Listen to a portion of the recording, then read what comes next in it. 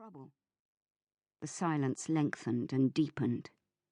Elfrin could feel the hot blood mounting from somewhere near her heart, until it had flooded her already flushed cheeks, her palms moistening where they clutched Mara's reins, her heart thudding and blocking her breath. One of the horses let out a long, stuttering fart, and Elfrin heard a stifled snigger behind her, but she didn't dare turn to see whether it came from Athelf or one of the stranger boys. Aberhild lifted her staff, and Elfrin braced herself. But her grandmother was only gesturing, not lashing out. Not yet. Athelf, take that animal. You, she stabbed the staff at Elfrin, come with me.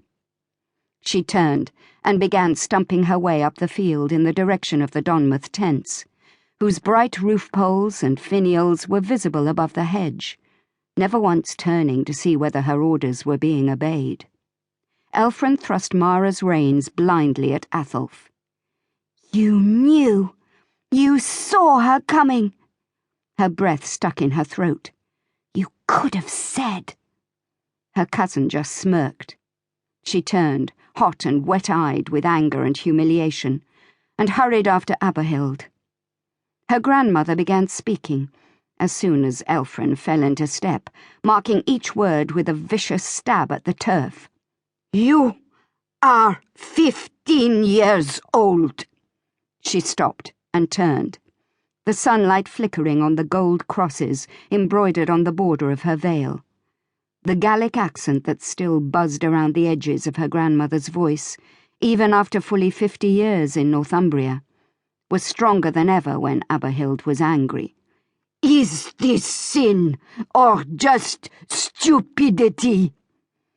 Her eyes were watery, pink-rimmed, and folded deep in her wrinkled face.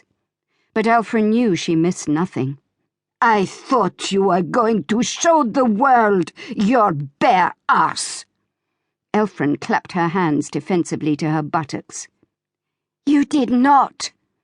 But her grandmother was shaking her head. You have no idea, do you? Look at you. Another stab with the gnarled blackthorn. Bringing disgrace. Strangers. She clamped her mouth and breathed in through her nose. Nearly 16. Pro Deo amor, for the love of God, Elfrin, where is your dignity? In your good blue dress, too, and in the field next to the king's tents. This is absolutely the last time I want to have to say this to you. Aberhild glared at her granddaughter, looking for a sign that her words were getting through to her. Elfrin was a good girl at heart. Aberhild was convinced of that. Never been beaten enough, though, or given the responsibility she needed. Elfrin's father had always been too easy on his only surviving child, and since the girl's mother had died. Spoiled, she thought now, looking at the wild hair escaping from what had earlier been neat brown plaits, the spatters of mud across Elfrin's wide forehead. Her cheeks hectic flush, a flush begot, Aberhild suspected, by excitement rather than shame, and her mouth tightened again. Elfrin bowed her head and bit her lip, doing her best to look remorseful, but there was a smile tugging at the corners of her mouth. Biting back her anger, Aberhild turned and started walking up the slope again, her stick thumping into the grass and the keys chinking at her belt, and Elfrin hurried to catch up.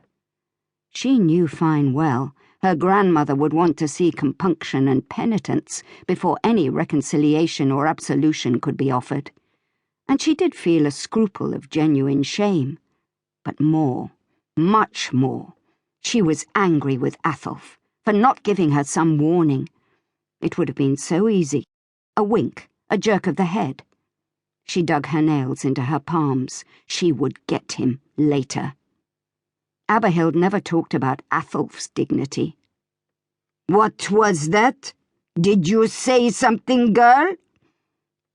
Sorry, grandmother. What?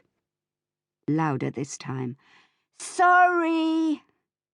and somewhere deep. To keep listening to this audiobook, I've left you a link in the description so you can do it, at no cost thanks to Audible's 30-day free trial.